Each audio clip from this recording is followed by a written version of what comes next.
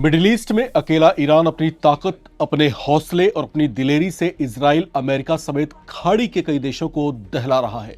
Iran, जो अब तक इजराइल और अमेरिका से छिड़े युद्ध में अपनी बैलिस्टिक मिसाइलों और ड्रोन से हमले कर रहा था, उसने अब अपने तरकश से खतरनाक हथियार निकालने शुरू कर दिए हैं। इसी के साथ ईरान ने यह दिखाना शुरू कर दिया है कि उससे जंग लड़ने का अंजाम कितना भयानक और प्रलयंकारी हो सकता है। इस युद्ध में ईरान ने पहली बार अमेरिका के खिलाफ अपनी बेहद शक्तिशाली सेजल-2 मिसाइल का इस्तेमाल किया है। यह हमला ईरान के रक्षा प्रमुख अली लारिजानी के उस धमकी के बाद हुआ है जिसमें उन्होंने कहा था कि ईरान अभी अपने पुरानी किस्म के हथियारों से लड़ रहा है। बहुत जल्द आपको अपने अत्याधुनिक और बेहद शक्तिशाली हथियारों का स्वाद चखाएंगे। लिहाजा ईरान ने अब वैसा कर भी दिया। अमेरिकी सेना पर ईरान ने सेजिल-2 मिसाइल दागकर उसे जो है अपनी ताकत का एहसास कराने की कोशिश की है। ईरान की सेजिल-2 मिसाइल को डांसिंग मिसाइल भी कहा जाता है, जो हमला करने की अपनी खास तकनीक और हवा में अजीब ढंग से लहराते हुए और गोता खाने के लिए जो है जानी जाती है। ये ईरान की वो मिसाइल है जिसे लेकर चर्चे हैं कि वो अमेरिका के एडवांस्ड मिसाइल टेक्नोलॉजी को भी कड़ी टक्कर दे सकती है। इसका एक नमूना ईरान पिछले साल इजराइल में लड़े गए 12 दिन के युद्ध में दिखा भी चुका है, जब इसकी ये डांसिंग मिसाइल इजराइल के आयरन डोम को चकमा देकर भीषण धमाका करने में कामयाब रही थी। अब ईरान की ये मिसाइल पहली बार अमेरिकी मिलिट्री बेस पर भी कहर ढा रही है। ईरान की स्पेशल फोर्स IRGC के दावों के मुताबिक उन्होंने कुवैत के आरिफ जान मिलिट्री कैंप के साथ साथ अल हरीर एयरबेस और अल अली सलेम एयरबेस पर भी मिसाइल और ड्रोन से हमले किए हैं। ये तीनों अमेरिकी सैन्य बेस थे जिसे भारी नुकसान पहुंचाने का दावा ईरान की ओर से किया गया है। डिफेंस एक्सपर्ट्स के मुताबिक अमेरिका के खिलाफ ईरान की इस मिसाइल का इस्तेमाल उसकी बदली हुई रणनीति को दिखा रहा है। ईरान के शुरुआती हमले पहले इजराइल पर फोकस दिखाई दे रहे थे, लेकिन उसके बाद उसने जिस तरह से खाड़ी देशों में मौजूद अमेरिकी मिलिट्री बेस को निशाना बनाना शुरू किया है और जिस तरह से अमेरिका को अपनी जमीन पर शह देने वाले खाड़ी के देशों पर उसने हमले तेज किए हैं, उससे लगता नहीं है कि ईरान अब इतनी जल्दी रुकने वाला है। ईरान की सेजिल-2 मिसाइल सेकंड जनरेशन की मीडियम रेंज बैलिस्टिक मिसाइल है, जो 2 फेज में ठोस ईंधन से संचालित होती है। इसकी कुल लंबाई 18 मीटर, चौड़ाई 1.25 मीटर और वजन तकरीबन 24,000 किलो के आसपास है। यह अपने साथ 700 से 800 किलो तक के वॉरहेड को आसानी से ले जा सकती है। इसकी जबरदस्त क्षमता की बात करें तो सेजिल-2 मिसाइल लगभग 2500 किलोमीटर की रेंज में भारी तबाही मचाने की ताकत रखती है। इस तरह से इसकी पहुंच में सऊदी अरब, कतर, कुवैत, इजराइल और इतनी रेंज में पड़ने वाले तमाम अमेरिकी सैन्य बेस भी शामिल हैं। डिफेंस एक्सपर्ट्स के मुताबिक सेजिल-2 मिसाइल को इंटरसेप्ट कर पाना दुश्मन के लिए बेहद चुनौतीपूर्ण होता है। इसके मैन्यूवरिंग कैपेसिटी ऐसी बेजोड़ है कि ये इजराइल के एयर डिफेंस सिस्टम एरो और अमेरिकी पैट्रियट सिस्टम के लिए भी बेहद चैलेंजिंग मानी जाती है। अब यहां पर जिस तरीके से ईरान अब एक नए अवतार में दिखाई दे रहा है इस युद्ध में, और जिस तरीके से उसकी आक्रामकता लगातार बढ़ती जा रही है, जिस तरह से अमेरिकी राष्ट्रपति डोनाल्ड ट्रंप की धमकियों, उनके चेतावनियों को दरकिनार करते हुए, अनसुना करते हुए ईरान लगातार अपने कदम आगे बढ़ा रहा है, जिस तरीके से अपने हमलों की इंटेंसिटी को तेज कर रहा है, ये कहीं ना कहीं ये दिखाने वाली चीज है कि अब मिडिल ईस्ट का ये संग्राम किस खतरनाक मोड़ तक पहुंच सकता है। क्योंकि अब मिडिल ईस्ट के तमाम जो मुस्लिम मुल्क हैं उनकी अब नाराजगी आहिस्ता आहिस्ता बढ़ रही है। इस बात के भी संकेत है कि कहीं मिडिल ईस्ट के ये तमाम देश एकजुट होकर कोई बड़ा फैसला ना कर लें। कहीं अमेरिका, इजराइल और खाड़ी के तमाम मुल्कों के अलावा पश्चिमी कुछ देश जो हैं वो भी कहीं इसमें शामिल ना हो जाए। क्या ये तृतीय विश्व युद्ध की ओर संकेत है? इस तरह के खतरों को भी जो है एक्सपर्ट्स इनकार नहीं कर रहे।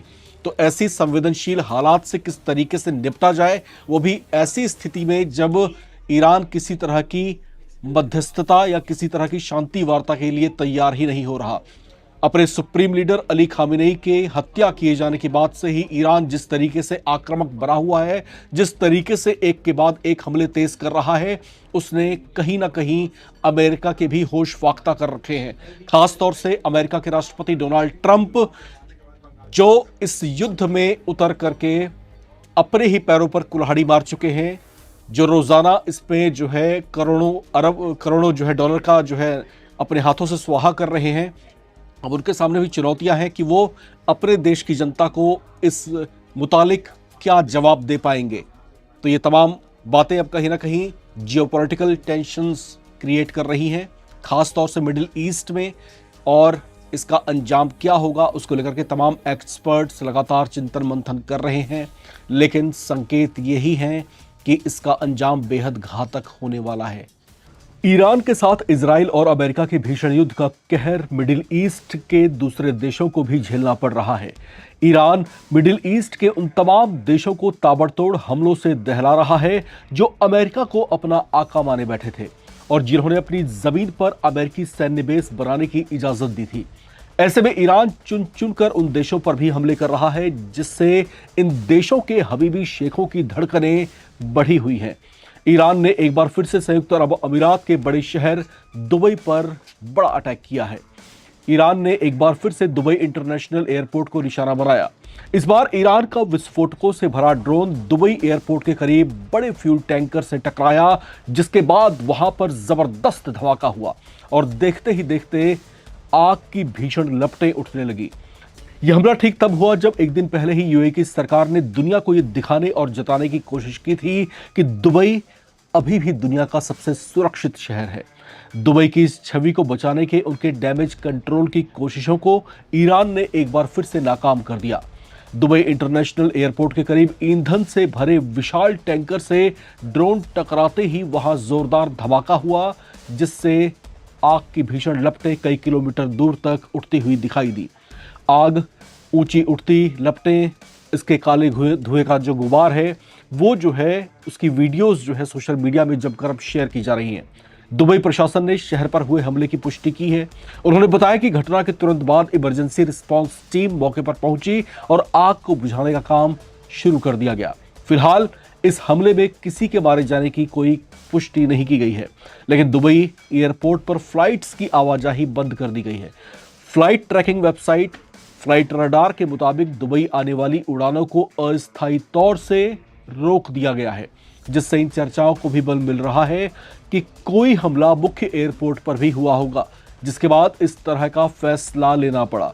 यह भी हो सकता है कि एयरपोर्ट अथॉरिटी दुबई एयरपोर्ट पर लैंड होने वाली किसी इंटरनेशनल फ्लाइट पर संभावित हमले से डरी हुई हो और इसी वजह से विमानों का आवागमन रोका गया हो।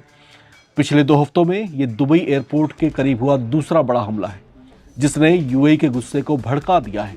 इससे पहले ईरान, सऊदी अरब, कतर, कुवैत, बहरीन समेत खाड़ी के कई देशों पर भी हमले कर चुका है, जिससे ये जंग अब खतरनाक मोड़ पर आती हुई दिखाई दे रही है।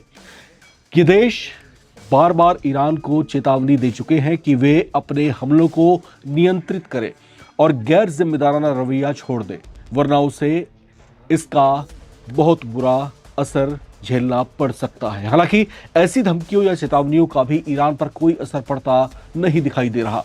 ईरान के रक्षा प्रमुख अली लारिजानी और ईरान के सुप्रीम लीडर मुज्तबा खामेनेई के नेतृत्व वाली सरकार ने सीधे सीधे कह दिया है कि वो हमले नहीं रोकेंगे। उन्होंने धमकी भी दी है कि जिस जंग की शुरुआत अमेरिका और इजराइल ने उन पर हमला करके की थी, उसे वो अपने ढंग से खत्म करेगा। ईरान की IRGC या Iran Islamic revolutionary guard Corp ने यह धमकी भी दी है कि वो इजराइल के प्रधानमंत्री नेतन्याहू को भी नहीं छोड़ेंगे, उन्हें ढूंढकर उनका खात्मा किया जाएगा। इस तरह की चेतावनी आई है। हालांकि मौजूदा हालात में ईरान के ताबड़तोड़ हमलों से लगभग समूचा मिडिल ईस्ट बदले की भावना से उबल रहा है, जो किसी बहुत बड़े खतरे का संकेत भी हो सकता है। हालांकि ईरान ने साफ कर दिया है कि वो कदम पीछे नहीं लेगा। उसके हमले अभी सिर्फ ट्रेलर है, असली तस्वीर, असली फिल्म दिखानी बाकी है। ये जताता है कि ईरान किसी बहुत बड़ी तैयारी में है। शायद अमेरिका और इजराइल को यह एहसास कराने की कोशिश कर सकता है कि ईरान को छेड़ने, उसके सुप्रीम लीडर को मारने और उसके देश में इस तरह से बमबारी करने का खामियाजा कितना खतरनाक हो सकता है। दुनिया भर में इस बात की चर्चाएं तेज हो रही हैं कि अब इस जंग का अंत किस तरीके से होगा, इसकी परिणति कैसी होगी। क्योंकि इस जंग का असर अब लगभग समूची दुनिया पर पड़ना शुरू हो चुका है। जो तेल सप्लाई है वो पूरी तरीके से बाधित दिखाई दे रही है और हॉर्मुज जलडमरू मध्य वो मार्ग जो ईरान के नियंत्रण में बहुत लंबे अरसे से रहा है, उसको लेकर भी चर्चाएं हैं कि हो सकता है कि अमेरिका की मंशा कुछ ऐसी हो कि वो इस प्रमुख मार्ग पर अपना नियंत्रण हासिल करना चाहता हो। लेकिन क्या यह संभव है? क्या ईरान ऐसा होने देगा? अगर नहीं होने देगा तो अमेरिका की इस तरह की कथित कुटिल चालों को किस तरीके से कुचलेगा? ये तमाम वो सवाल हैं जो न सिर्फ मिडिल ईस्ट में बल्कि इस समय पूरी दुनिया में गूंज रहे हैं। आपको क्या लगता है? आपका अपना आकलन क्या है? लिखकर कमेंट बॉक्स में जरूर शेयर करें। देखते रहें नवभारत टाइम्स।